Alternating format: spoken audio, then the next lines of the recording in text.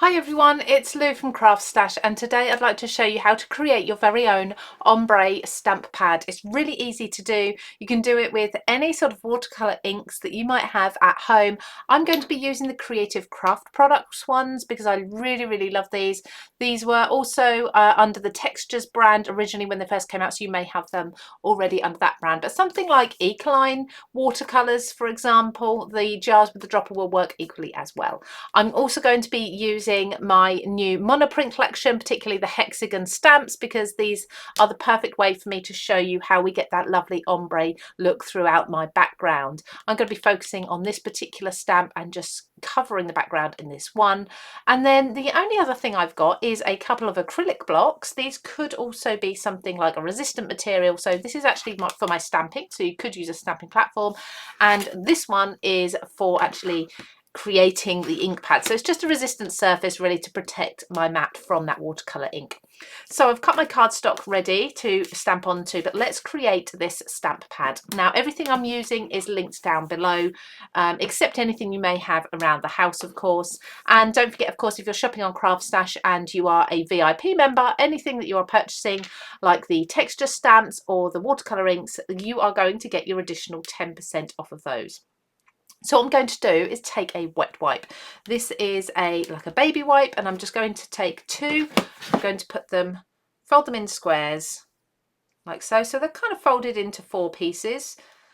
You could make this thicker if you preferred, but that just covers my acrylic block there. So I've got 2 sections, and what I'm going to do is take the watercolor ink and just drip this into the wet wipe here, and you can see because of the moisture that's already on there, that's spreading quite nicely. I'm going to put quite a lot on. Now you get a lot in these bottles, and usually for any projects we're doing, you would only use a tiny small amount. So I don't mind using say 10-12 drops for this, because I would do this and I would do as much stamping as possible while the ink pad is here. So then I'm going on to the second sheet with the magenta pink colour. Just cover that again like so. That should be enough. Perfect.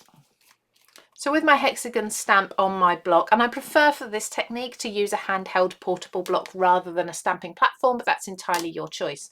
I'm going to press my stamp into the baby wipe with the blue on first of all, and I'm going to come down into, let's go to the center of this. Now for this technique, this stamping, you're not going to have a perfect image. You're actually going to get a beautiful watercolor type image, as you can see there, and each time it will be slightly different. So I'm just going to fill in some spaces around here. So start placing this next to each other. For this next layer, I'm going to just start going up into the pink. So I'm going to overlap my stamp onto the pink as well, and just start bringing that colour into my project a little bit, as you can see, like that. Not too much. For this next one, I'm going to have a little bit more, so maybe half. For the next level, I'm going to do more, and I'm not cleaning off my stamp either each time. I'm going to have a little more of the pink, a little less of the blue. And the same for the next side too.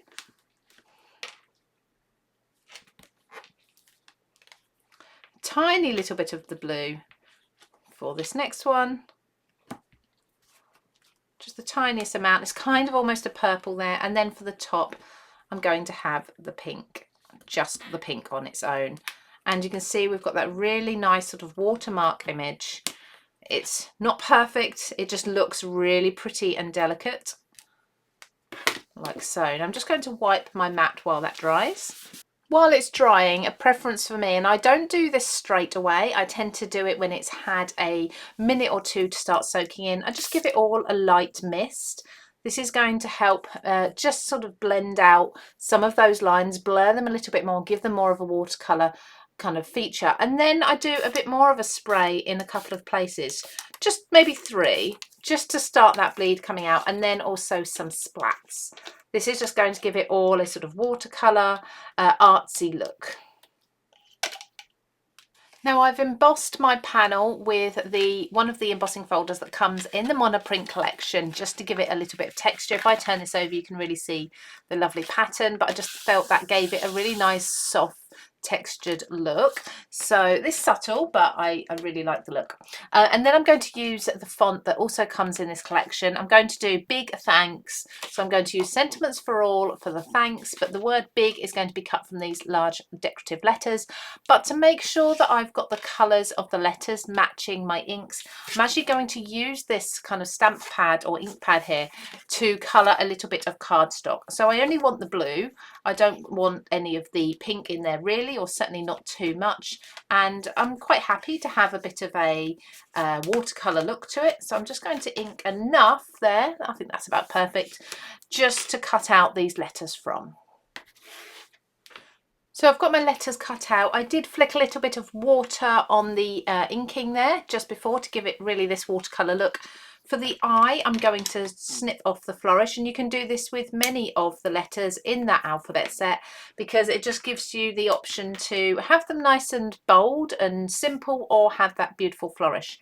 And I've got them also on adhesive foam here, so I've die cut that too. So now I can just glue these down onto my card base, which I have popped a little bit of dark blue, or rather the bright blue, on there. Start with the eye, and I'm going to go with the blue letters on the pink background to make them really stand out. And I'm going to just overlap these ever so slightly, just to give them, or certainly get them touching really close, give them a nice layered look.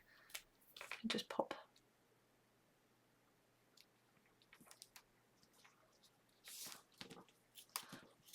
Actually change my mind, I might just give it a little bit of a gap. Yeah, that's nice. I think that's a good gap. I really like that we've got a flourish this side and a flourish this side.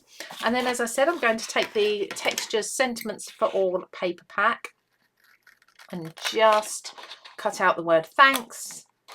You could do something like the word so in the big letters and then sorry in the alphabet because I'm always missing people's birthdays and sending late cards, so that would be ideal for me.